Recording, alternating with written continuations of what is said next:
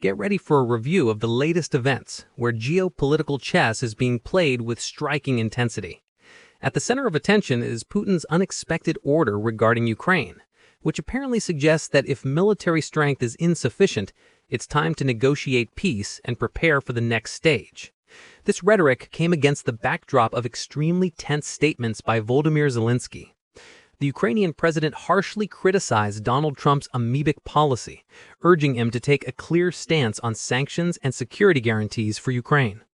Zelensky is convinced Putin only understands the language of force, and the United States must not only speak, but act faster and more decisively. He believes that Trump's past meeting with Putin in Alaska was a mistake that allowed the Russian leader to break out of isolation without paying any price. Meanwhile, on the economic front, events are unfolding no less dramatically. A high-ranking U.S. Treasury official made a sensational statement. The war in Ukraine could end within 60 to 90 days if European countries imposed significant secondary tariffs on buyers of Russian oil. But there's a catch. The United States will not impose new tariffs on Chinese goods until Europe takes its decisive step. At this moment, Trump enters the game. The European Union has suspended the announcement of its 19th sanctions package after Trump demanded it be strengthened. But his demands raise questions.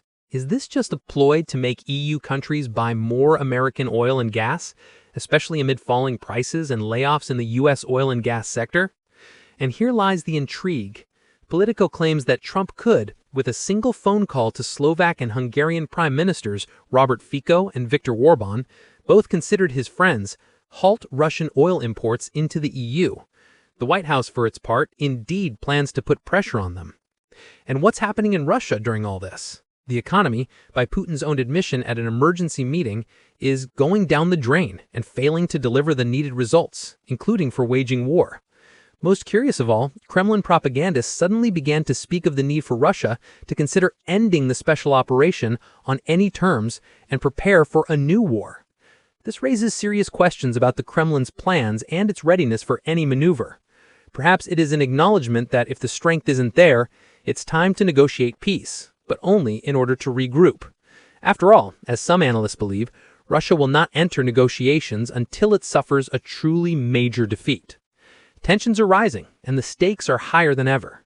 What will this complex game of power, economics, and hidden motives bring? Time will tell.